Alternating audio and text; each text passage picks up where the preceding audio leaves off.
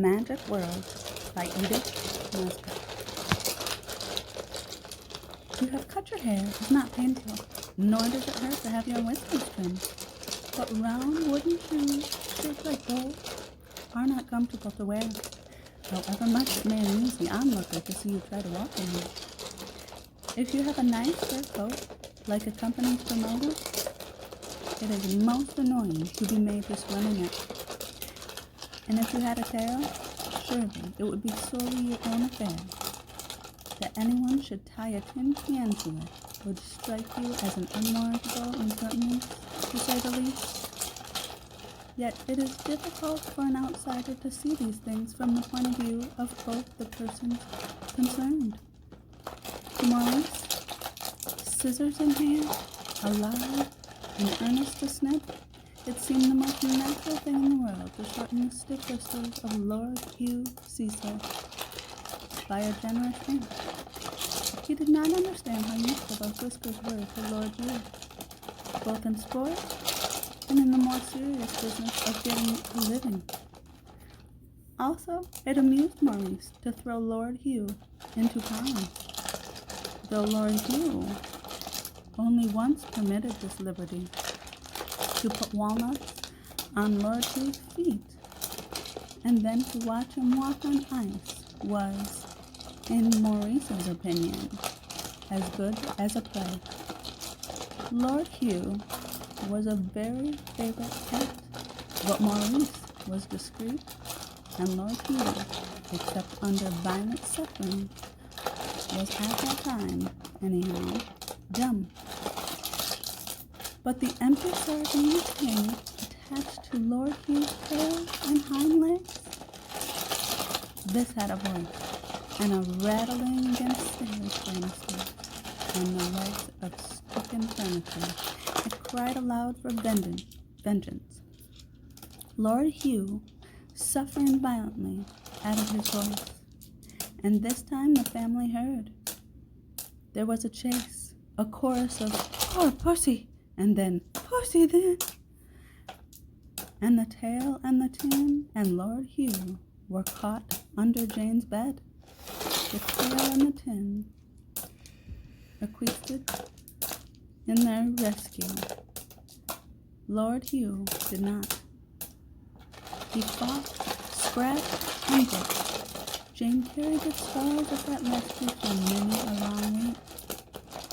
Then, when all was calm, Maurice was sought, and after little natural delay, found in the boot cupboard. "Oh, Maurice," his mother said, "how can you? What will your father say?"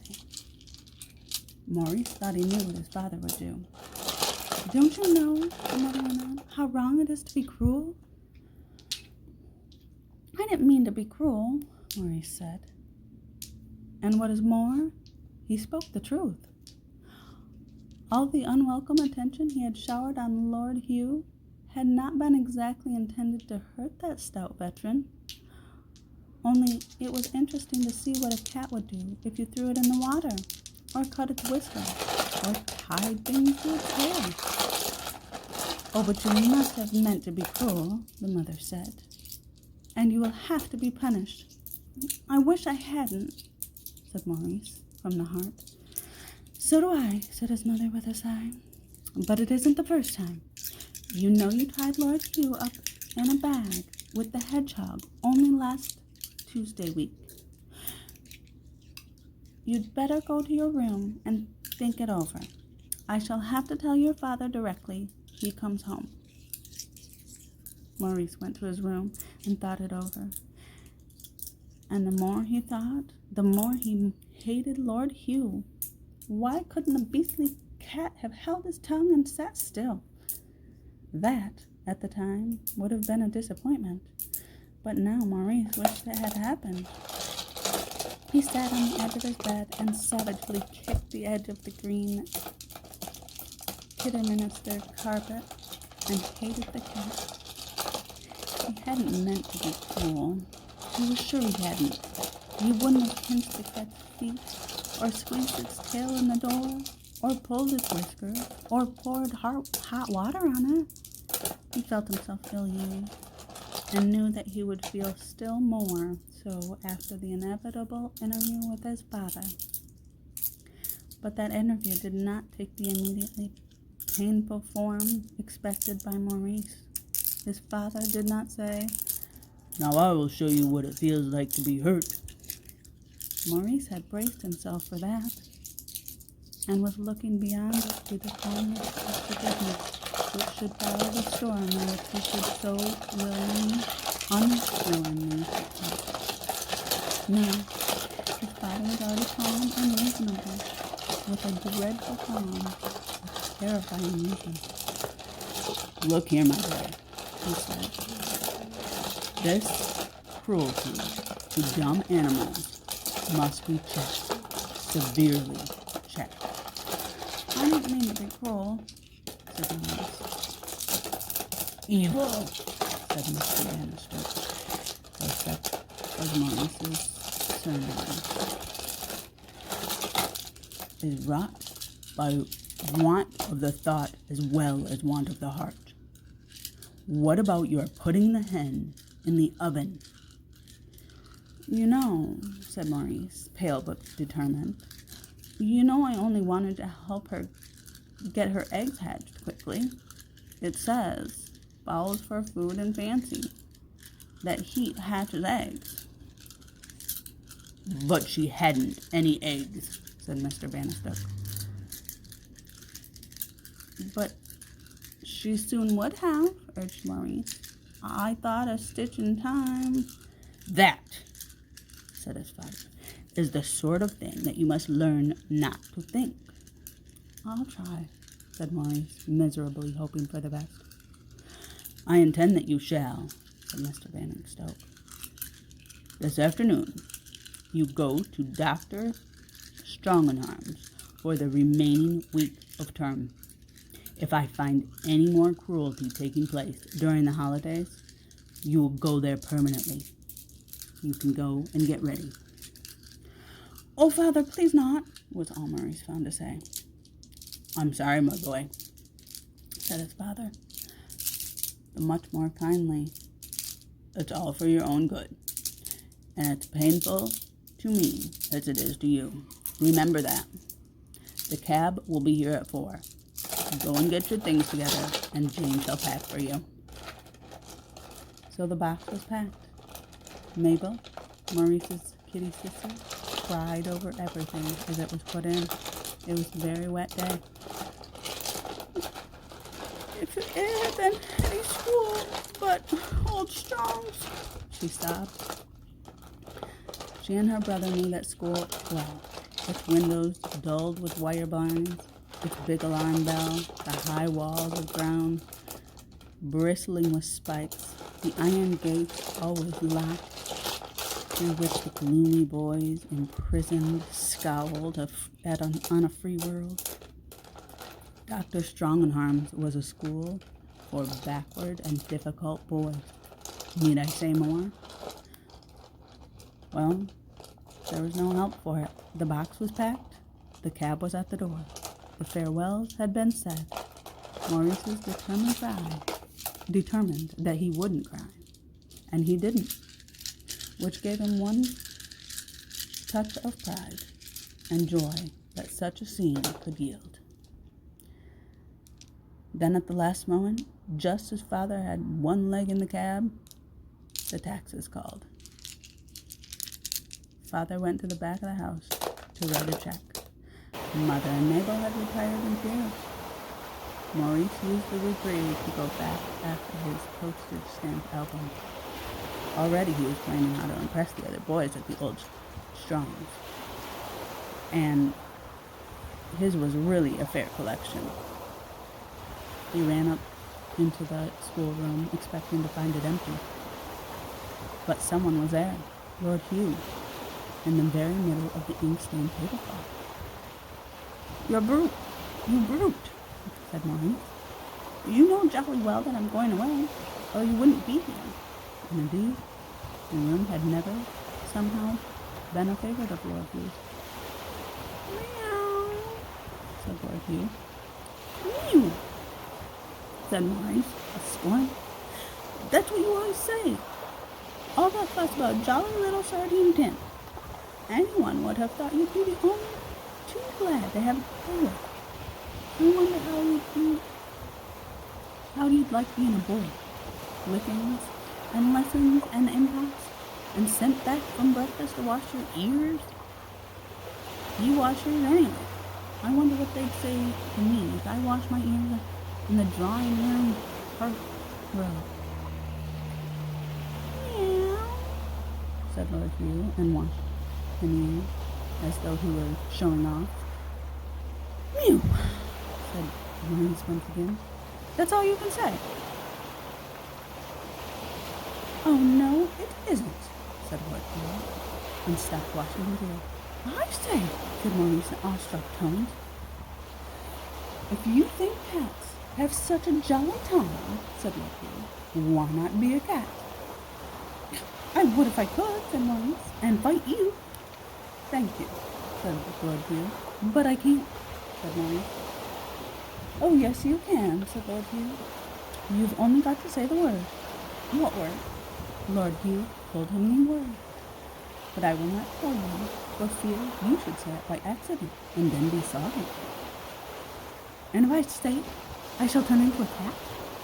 Of course, said the cat. Oh, yes, I see, said Maurice. But I'm not taking it. Thank you. I don't want to be a cat for always. You needn't, said Lord Hugh. You've only got to get someone to say it to you. Please leave off being a cat and be Maurice again. And there you are. Maurice thought of Dr. Stronghorn. He also thought of the horror of his father when he should find Maurice gone, vanished, not to be traced. He'll be sorry then, Maurice told himself. And to the cat he said, suddenly, right, I'll do it. What's the word again? Cat told him. Maurice said it, and suddenly the table shot up to the height of a house, the walls to the height of tenement building. The pattern on the carpet became enormous, and Maurice found himself on all fours. He tried to stand up on his feet, but his shoulders were oddly heavy. He could only rear himself upright for a moment, and then fell heavily on his hands. He looked down at them. They seemed to have grown shorter, fatter, and were encased in black fur gloves. He felt the desire to walk on all fours. Tried it. Did it. It was very odd. The movement of the arms straight from the shoulder, more like the movement of piston of an engine than anything Maurice could think of at that moment. I am asleep, said Maurice. I am dreaming this. I am dreaming I'm a cat. I hope I dreamed that about the sardine tin and Lord Hugh's tail and Dr. Strong's. You didn't, said a voice he knew and yet didn't know. And you aren't dreaming this. Yes, I am, said Maurice. And now I'm going to dream that I fight that beastly black cat and give him the best licking he ever had in his life. Come on, Lord Hugh. A loud laugh answered him. Excuse my smile, the voice he knew and didn't know. But don't you see, you are Lord Hugh. A great hand picked Maurice up from the floor and held him in the air. He felt the position to be not only undignified, but unsafe, and gave himself a shake of mingled relief and resentment when the hand set him down on the inky tablecloth. You are Lord Hugh's now, my dear Maurice, said the voice, and a huge face came quite close to his. It was his own face, as it would have seemed through a magnifying glass. And the voice, oh horror, the voice was his own. Maurice? Basking stick voice. Maurice shrank from the voice, and he would have liked to claw the face, but he had no practice. You are Lord Hugh, the voice repeated, and I am Maurice. I like being Maurice. I am so large and strong. I could drown you in the water, but my poor cat, oh, so easily. No, don't spit and swear. It's bad manners, even in a cat. Maurice! Shouted Mr. Baskin-Stokes from between the door and the cab. Maurice, from habit, leaped toward the door. It's no use your going. That thing that looked like a giant reflection of Maurice. It's me he wants. But I didn't agree to your being me.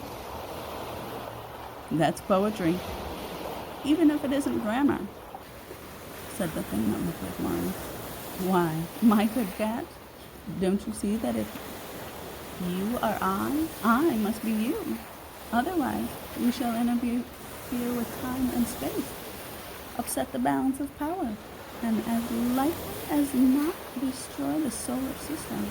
Oh yes, I'm you, right enough, and shall be, till someone tells you to change from Lord Hugh into Maurice. And now you've got to find someone to do it. Maurice! Wondered the voice of Mr. Baskin-Stokes. That'll be easy enough. Think so? Said the other. But I shouldn't try yet.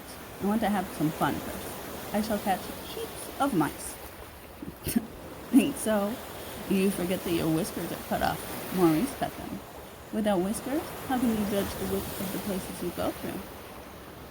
Take care you don't get stuck in a hole that you can't get out of, or go into, my good cat. Don't call me cat, said Maurice, and felt that his tail was growing thick and hungry. You are a cat, you know, and that little bit of temper I see in your tail reminds me. Maurice felt himself grip round the middle, abruptly lifted and carried swiftly through the air. The quickness of the movement made him giddy. The light went so quickly past him that it might as well be darkness. He saw nothing, felt nothing, except a sort of long seasickness. And then suddenly, he was not being moved. He could see now. He could feel.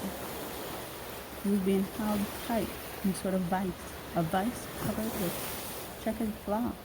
It looked like the pattern, very much exaggerated, of his school knickerbocker. It was. He was being held between the hard, relentless knees of that creature that had once been Lord Hugh, and to whose tail he had tied the sardine tin. Now he was Lord Hugh, and something was being tied to his tail, something mysterious, terrible. Very well, he would show that he was not afraid of anything that could be attached to pillows. The string rubbed his fur the wrong way. It was that annoyed him, not the string itself. And as for what was at the end of the string, what did that matter to any sensible cat? Maurice was quite decided that he was and would keep being a sensible cat. The string, however, and the uncomfortable tight position between those checkered knees, something or another was getting on his nerves. Maurice! Shouted his father to the lady, and the patted Maurice bounded between the knees of the creature and wore his clothes, and was looked. Coming, father, this thing called and sped away, leaving Maurice on the servant's bed, under which Lord Hugh had taken refuge, which was in Canada, so short and yet so long time ago. The stairs re-echoed to the loud boots which Maurice had never before thought aloud. He had often indeed wondered that anyone could object to it. He wondered now no longer. He heard the front door slam. That thing had gone to Dr. Strong's. That was one comfort. Lord Hugh was a boy now. He would know what it was to be a boy. He, Maurice, was a cat, and he meant to taste fully all catty pleasures. from milk to mess.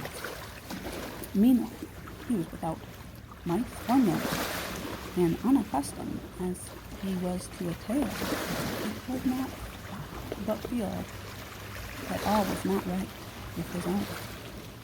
There was a feeling of weight, a feeling of discomfort, of positive terror. If he should move, what would that thing behind his tail do? Rattle, of course. Or would he couldn't bear it if that thing rattled? Nonsense. It was only a sardine can. Yes, Maurice knew. But all the same, it did rattle. He moved his tail and released a little soft ink. No sound. Perhaps really there wasn't anything toward his tail. But he couldn't be sure unless he moved. But if he moved, the thing would rattle. And if it rattled, Maurice felt sure that he would expire or go mad. A mad cat? What a dreadful thing to be. Yet he couldn't sit on that bed forever, waiting for the dreadful thing to happen. Oh dear, sighed Maurice the cat. I never knew what people meant by afraid before. His cat heart was beating heavily against his furry side. His limbs were getting cramped. He must move. He did. And instantly, the awful thing happened. The sardine tin touched the iron of the bed foot. It rattled. Oh, I can't bear it, I can't, said Maurice. And a heart-burning yell that echoed through the house. He leaped from the bed and tore through the door and down the stairs, and behind him came the most terrible thing in the world. People might call it a sardine tin, but he knew better. It was the soul of the fear he had ever been or ever could be. It rattled. Maurice, who was a cat, flew down the stairs, down the rattling floor, oh, horrible, down, at the foot of the stairs, the horror caught by something, a banister, a stair rod stopped.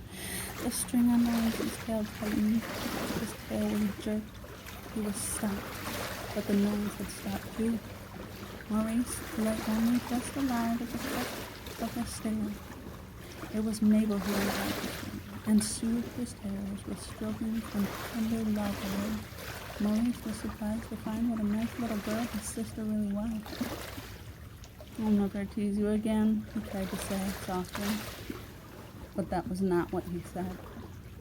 What he said was, "Poor pussy, nice poor pussy then," said Mabel. And she did away with the sardine tin and did not tell anyone. This seemed unjust to Maurice until he remembered that, of course, Mabel thought he was really Lord Hugh, and that the person who tied the tin to his tail was her brother Maurice. Then he was half grateful. She carried him down in soft, safe arms to the kitchen and asked cook to give him some milk. "Tell me to change back into Maurice," said Maurice, who was quite worn out by his cattish experience. But no one heard him. What they heard was meow, meow, meow. Then Maurice saw how he had been tricked. He could be changed back into a boy as soon as anyone said to him, "Leave off being a cat and be Maurice again." But his tongue had no longer the power to ask anyone to say it. He did not sleep well that night. For one thing, he was not accustomed to sleeping on the kitchen hearthrug, and the black beetles were too many and too cordial. He was glad when Cook came down and turned him out into the garden, where the October frost still lay white on the yellowed stalks of sunflowers and nasturtiums. He took a walk, climbed a tree, failed to catch a bird, and felt better. He began also to feel hungry. A delicious scent came stealing out of the kitchen door. Oh joy! There were to be herrings for breakfast. Maurice hastened in and took his place on his usual chair. His mother said, "Down, puss!" and gently tilted the chair so that Maurice fell off it. Then the family had herrings. Maurice said, "You might give me some." And he said it so often his father, who of course only heard mewing, said, "For goodness sake, Put that cat out of the room. Maurice breakfasted later in the dustbin on herring heads, but he kept himself up with new and splendid idea. They would give him milk presently, and then they should see. He spent the afternoon sitting on the sofa in the dining room, listening to conversations of his father and mother. It is said that listeners never heard any good of themselves. Maurice heard so much he was surprised and humbled. He heard his father say that he was a fine, plucky little chap, but he needed a severe lesson, and Dr. Strongarm was the man to give it to him. He heard his mother say things that made his heart throb in his throat, and the tears pricked behind those green cat eyes of his. He had always thought his parents a little bit unjust. Now they did him so much more than justice that he felt quite small and mean inside his cat skin. "He's a dear, good, affectionate boy," said Mother. "It's only his high spirits, don't you think, darling? Perhaps you were a little hard on him." "It was for his own good," said Father. "Of course," said Mother, "but I can't bear to think of him at that dreadful school." "Well," Father was beginning, when Jane came in with the tea things on a clattering tray, whose sound made Maurice tremble in every leg. Father and Mother began to talk about the weather. Maurice felt affectionately to both his parents. The natural way of showing this was to jump on the sideboard and thence on to his father's shoulders. He landed there on 4 padded feet, light as a feather, but Father was not pleased. "Bother the cat!" he cried. "Jane, put it out of the room." Maurice was put out. His great idea, which was to be carried out with milk, would certainly not be carried out in the dining room. He sought the kitchen, and seeing a milk can in the window ledge, jumped beside the can and patted it, as he had seen Lord Hugh do. "My," said a friend of Jane's who happened to be there, "isn't that the cat clever? A perfect moral, I call her." "He's nothing to boast of at this time," said Cook. "I will say for Lord Hugh, he's not often taken with an empty can." This was naturally mortifying for Maurice, but he pretended not to hear, and jumped from the window to the tea table and patted the milk jug. "Come," said the cook, "that's more like it," and she poured him out of the full saucer and set it on the floor. Now was the chance Maurice had longed for. Now he could carry out that idea of his. He was very thirsty, for he had had nothing since the delicious breakfast in the dustbin. But not for worlds would he have drunk the milk. No, he carefully dipped his right paw in it, for his idea was to make letters with it on the kitchen oilcloth. He meant to write, "Please tell me to leave off being the cat and be Maurice again." But he found his paw a very clumsy pen, and he had to rub it out the first P, because it only looked like an accident. Then he tried again, and actually did make a P that any fair-minded person could have read quite easily. "I wish they'd notice," he said. And before he got to the I written, they did notice. "Drat the cat," said the cook. "Look, he's messing up the floor." And she took away the milk. Maurice put pride aside and meowed to have the milk put down again, but he did not get it. Very weary, very thirsty, and very tired of being Lord Hugh, he presently found his way to the schoolroom, where Mabel, with patient toil, was doing her home lesson. She took him on her lap and stroked him while she learned her French verb. He felt that he was growing very fond of her. People were quite right to be the kind of to dumb animals. Presently she had stopped stroking him and do a map. After that she kissed him and put him down and went away. All the time she had been doing the map, Maurice had but one thought: ink. The moment the door had closed behind her, how sensible people were who closed doors gently, he stood up in her chair with one paw on the map and the other on the ink. Unfortunately, the inkstand top was made to dip pens in, and not to dip bars. But Maurice was desperate. He deliberately upset the ink. Most of it rolled over the tablecloth and fell pattering on the carpet. But with what was left, he wrote quite plainly across the map: "Please tell Lord Hugh to stop being a cat and be Maurice again." "There," he said. "They can't make any mistake about that." They didn't. But they made a mistake about who had done it, and Mabel was deprived of jam with her supper bread. Her assurance that some naughty boy must have come through the window and done it while she was not there convinced nobody, and indeed the window was shut and bolted. Maurice, wild with indignation, did not mention matters by seizing the opportunity of a few minutes of solitude to write. It was not Mabel, it was Maurice. I meant Lord Hugh, because that was seen. Mabel was instantly sent to bed. "It's not fair," cried Maurice. "My dear," said Maurice's father, "if that cat goes on meowing to this extent, you have to get rid of it." Maurice said not another word. It was bad enough to be a cat, but to be a cat that was got rid of? He knew how people got rid of cats. In a stricken silence, he left the room and slunk up the stairs. He dared not meow again, even at the door of Mabel's room. But when Jane went in to put Mabel's light out, Maurice crept in too, and in the dark tried to stifle meows and purrs to explain to Mabel how sorry he was. Mabel stroked him and went to sleep.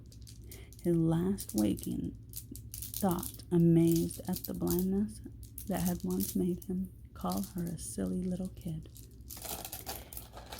If you have ever been a cat, you will understand something of what Maurice endured during the dreadful days that followed. If you have not, I can never make you fully understand. There was the affair of fishmonger's tray balanced on the wall by the back door. The delicious curled up whiting. Maurice knew as well as he did that one mustn't steal fish out of other people's trays. But the cat that he was didn't know. There was an inward struggle, and Maurice was beaten by the cat nature. Later, he was beaten by the cook. Then there was that very painful incident with the butcher's dog. The flight across gardens, the safety of Plumtree gained only just in time.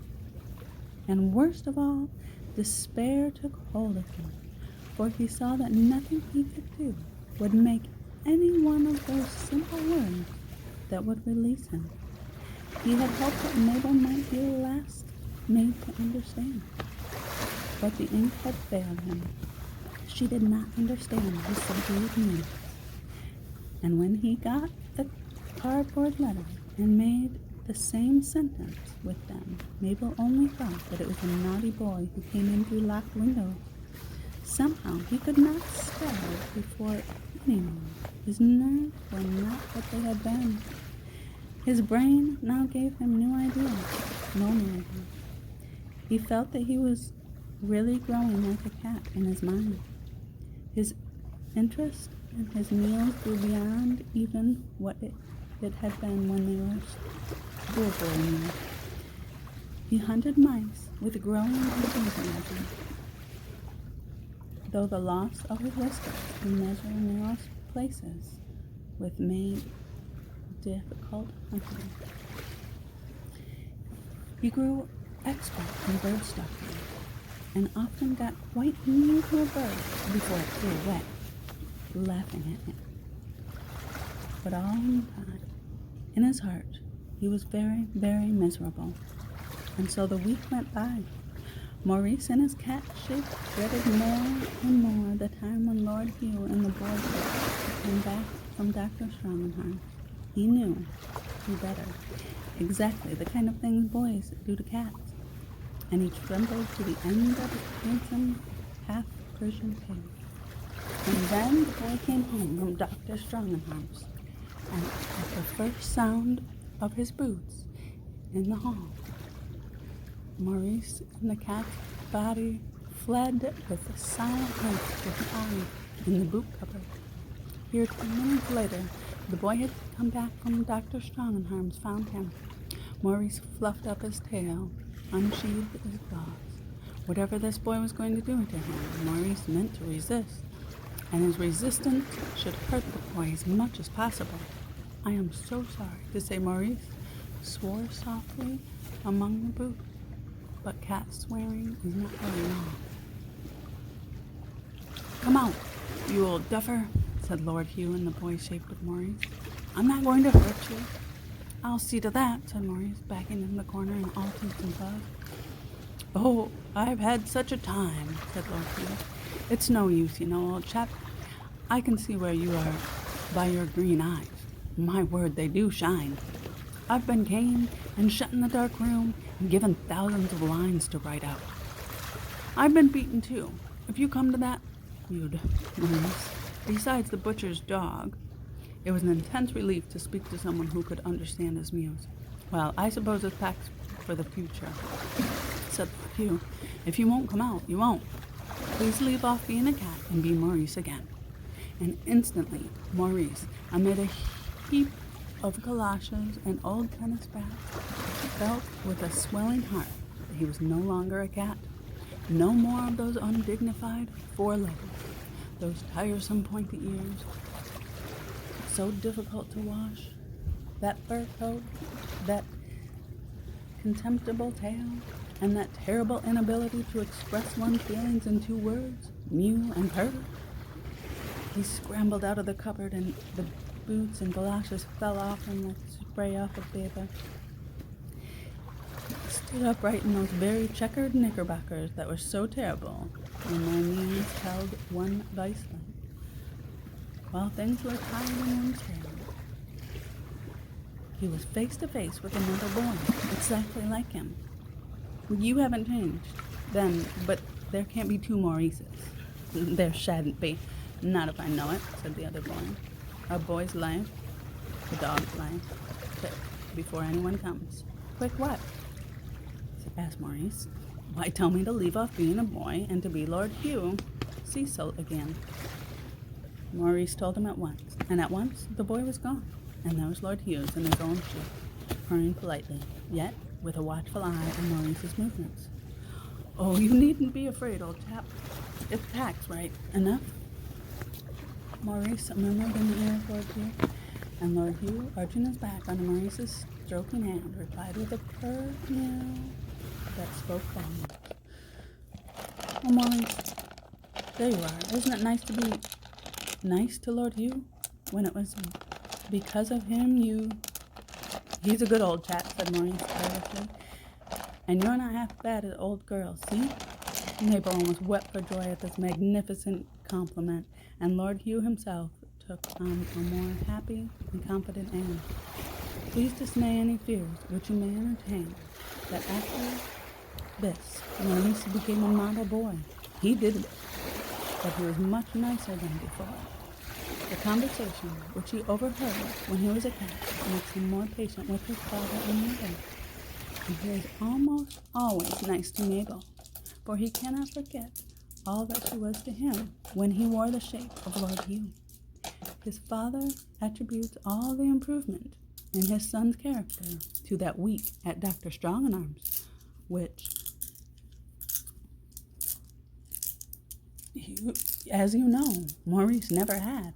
Lord Hugh's character is unchanged. Cats learn slowly and with difficulty. Only Maurice and Lord Hugh know the truth.